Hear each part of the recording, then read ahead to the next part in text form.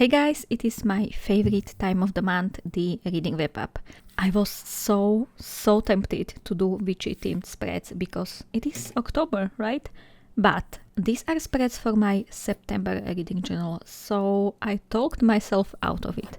Next month there is like 99% chance it will be witchy themed and I am already very excited. The cover page or spread will look slightly different than my usual ones this year, and that is because there will be no calendar this time. It does not mean I am sick of having the same spread over and over, because I am not. Even when they always start with the same idea, all of my spreads turned out completely different, because I am always trying new things. This is simply because I did not feel like trying to incorporate calendar in the spread. Instead, I wanted to use these beautiful stamps I've got from the notebook therapy, and I did not use them at all, except the book rating one. And yes, I did buy this whole set because of that one stamp. I simply could not find any nice 5-star rating stamps, and what I found was even more pricey than this whole set. As you saw, I used this stamp on the craft paper and then cut the shapes out. At first, it seemed like the closer cut would be nicer, but I am so glad I tried to do simple rectangles with the design in the center. I think it looks so much better. What do you say? Once everything was stamped and cut, it was time to fit this on the page, and because I finished 8 books in September, it was the perfect opportunity to do this simple layout. I had already prepared some of the sticker sheets, papers and washi tapes, so there was a less chance of decision paralysis for me. Every time there is a lot of stationery for me to choose from, I simply can't, and I end up overthinking and overdoing it. Recently, I came up with the system of choosing few items beforehand, and it works wonders. I am still struggling with some spreads, and I often go back to my stationery and look for more stuff. But those searches, I feel like, are more focused, and I know usually what I am looking for by the time that happens. And talking about struggles, I did have a hard time figuring this spread out. There was nothing planned, and I only knew I wanted to use this girl on a bike sticker. That's it. And I am showing you the full struggle today. This is very slightly edited footage, and you can see all the combinations and layouts I was trying out. I had to redo a lot of things. While I do struggle often with my spreads, this one was not working for me more than usual. I worked on this page for more than 20 minutes. I just could not figure it out. Only for the sake of having something on the page, I put this flowery washi tape by Bujo on the bottom, and I was literally saying to myself, just pick up something and put it on the page. This does not need to be perfect, it is just a reading journal. So I did that. Then I tried to add many different papers, and then I ended up adding this lovely coffee themed washi tape just to rip it away later. While I did that, I was also trying to fit this September title somewhere. It looked nice there on the bottom, but then there was a weird space on the top, so instead I added this big September title I had printed out for my other journal, but that was too long, so I had to cut it out. Thankfully, it fit nicely on the page, but then there was too much space on the right side. The book's red title fit kind of okay there, but then the blank bit on the cream paper bothered me, so I spent forever trying to find something to place there. And then I added a lot of stickers around the whole page and then replaced them, and so on and so on. It was a lot of trial and error and a lot of rethinking my choices. I am still learning with every single spread I make. On the right side, I finally added all the frames and the September title. I just wanted to use it somewhere, and then I added even more stickers on the spread, of course. In the end, I am okay with how it turned out, and I do not think you can see how much struggle was involved.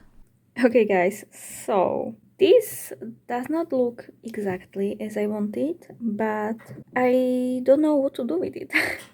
I was thinking about darkening this part. I'm still not sure, but let's work on the book pages and then I can come back to it if I still feel like it. And this will be spread for these two books, and let's start with the Atlassics. I am working on both of these spreads simultaneously, so I am sorry if this gets confusing, but let's talk about the Atlas 6 first. I am so happy I finally got to read it. It has been on my TBR for so long, and to be honest, I was kind of getting afraid it won't live to my expectations. Thankfully, it did not disappoint much. It is a well-known book, but for those who have not heard about it, the Atlas 6 is a story about 6 magicians being invited to study and earn their place in the secret and prestigious Alexandrian society. But after 1 year, only 5 of them will be chosen. Each of these 6 people has different powers and their own reasons for accepting the invitation, and each of them is annoying and insufferable and pretentious in their own way. I don't know how else to describe them, but they all, well, most of them, grew on me by the end of the book. And that said, where is the end of the book? There is no indication of the story ending except the lack of pages. I felt so put off by that. There was a lot of switching between past and present, and it made this story more interesting for me, even though it sometimes felt annoying, especially when we got to good parts. And with that many characters, it can easily get confusing, which it did quite often, and it often took me few lines to straighten that up. I was listening to audiobooks, so that might also be why, but this is just a heads up for you. I loved the atmosphere of ancient library, mystery, magic. It was all very visceral and tangible. Am I using that word right? I had no problem imagining the world and everyone in it. Overall, it was enjoyable read despite some pacing issues, and I want to continue the series. Okay, now let's talk about In These Hallowed Halls. I was so excited to read it, and the colder days felt like the perfect time. It has been on my TBR so many times this year, but I somehow never got around to this one, and now I am thinking if I had like an internal prediction because oh man, these were not good. This is a Dark Academia anthology containing, I think, 14 short stories, and to be honest, I liked only one. A single one that I liked from beginning to the end, and the ending made me even feel things. Then there were a few decent ones, but it felt like the ending was lacking. And then there were a few I should have honestly skipped because they were so generic and uninteresting, and on top of that, without any ending. And that made me furious. Many of these felt like authors just lost interest in their short stories and straight up did not even bother finishing them, or plastered in the first thing that came to mind. I know this is a bit harsh, but honestly, it was not good. If you have read this anthology, please let me know what did you think, or what was your favorite story. I can tell you mine in the comments if you'd like. Now let's work on, I think, my favorite spread of the month and the favorite read of the month as well. Garlic and the Vampire is the cutest thing. I adore this illustration style so much. I even did this little drawing of the garlic because I just wanted to have more of it on the page. So yeah, I sketched the little garlic. I took a reference from one of the pages and just colored it in with alcohol markers, and I was so happy to be finally using the alcohol markers. I think I have not used them for more than a year, and I don't know why, because I love using these. Anyway, let's go back to the garlic and vampire. This is one of the cutest, wholesome, magical and heartwarming, comforting little stories featuring anthropomorphic vegetables, a vampire, witch and their delight about gardening. And it is also about overcoming anxiety. And I think it is a perfect read for autumn, and that cover just confirms it as well. I don't care if you are 10, 20 or 50 years old, it is honestly a must read. I read the sequel, Garlic and the Witch, few days after and it was just as delightful. What was not that delightful was the Radium Girls book I am putting on the next page, and only because it just fit there based on the cover page. The Radium Girls was one of the most difficult books for me to get through. This is a non-fiction about girls who worked in radium factories before, and sadly also when it was known radium is actually toxic. At the time, radium was said to be very safe. There were even health products containing it. These young women were instructed to insert the paint brushes with radium in the bristles into their mouths so that the painted line would be very thin. Lip dip paint.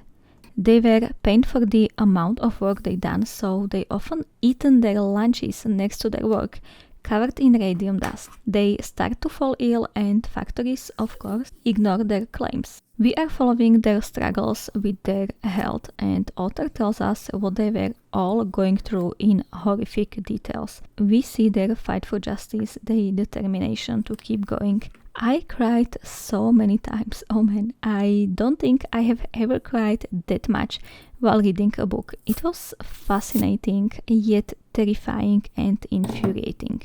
This book is certainly not made to be read quickly, and I would love to take more time with it, but because I was reading it for one of the magical readathon prompts, I had to push myself to finish it sooner. It still took me 12 days, which is a lot for me for a 5 hours long audiobook. And let me tell you, I was in constant rage for these girls. Anyway, I do recommend this book with my whole heart, but please know it is not an easy read. Okay, let's go to the next page. And oh, the famous Wheel of the Money. How do I say that lightly? It is overhyped. Yes, I said that. Now, it is a good book, don't get me wrong. The world is nice. Well, at least those little glimpses we've got. Pretty generic, oldish, which I have no problem with, even when it is not the most original one. But the main character, oh my god, I could not stand him. He knows everything, and if he does not know, he has a very easy time of figuring it out, usually first time trying.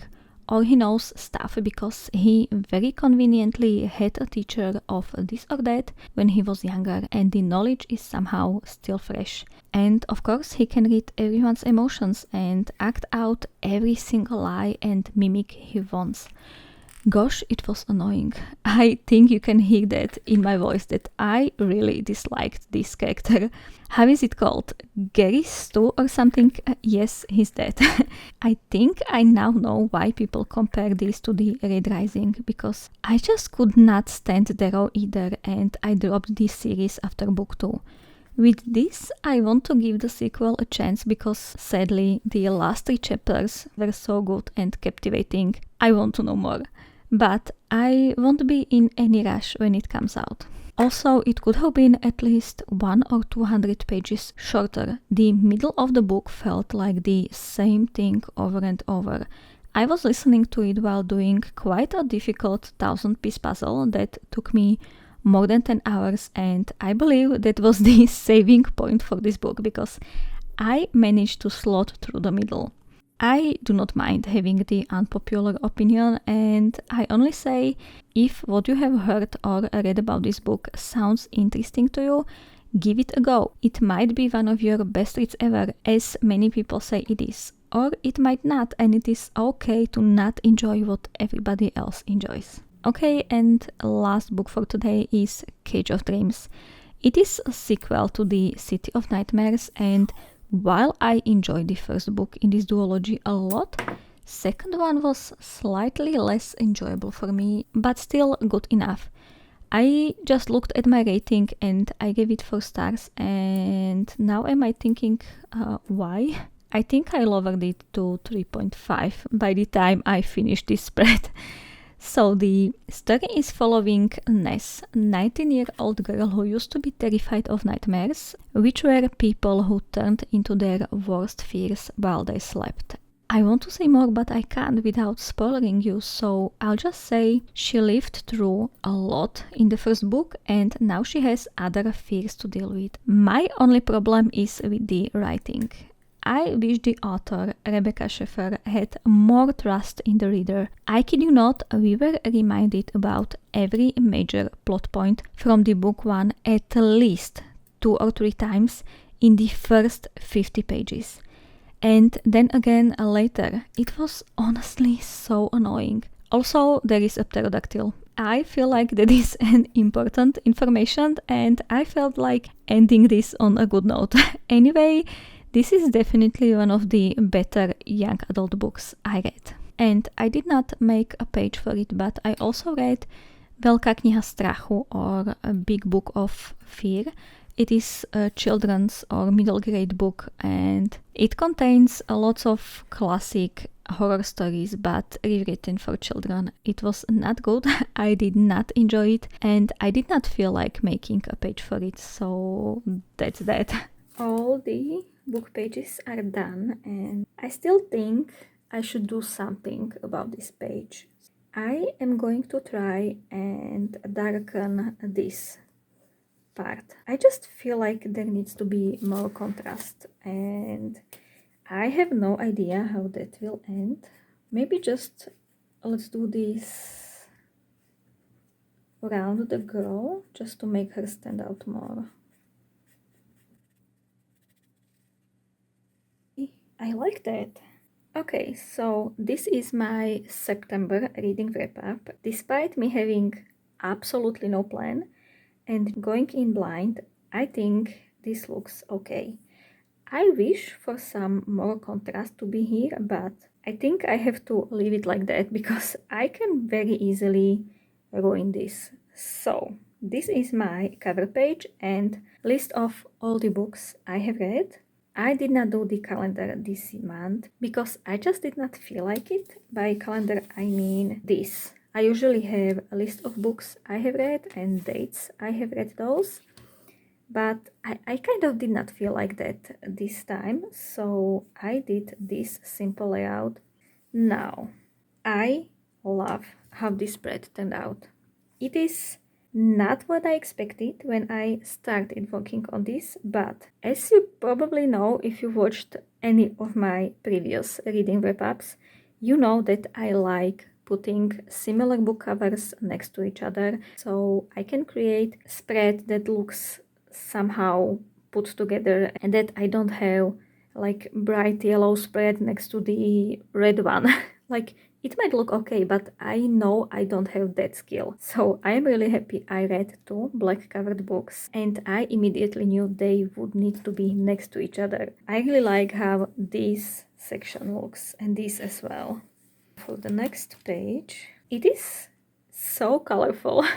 And for once, I think I did a good job. I love this little illustration, it's so cute, and I'm really happy I found these stamp-like stickers, and I like this kind of gradient from green to oranges. For the Radium Girls, it was kind of difficult to figure out what I want to do, so I did use this skull washi tape because it kind of represents what was happening in the book. And then I found these beautiful stickers. I had to use them because this book was all about women and their strength. And I love that I found washi tape that kind of looks like the title.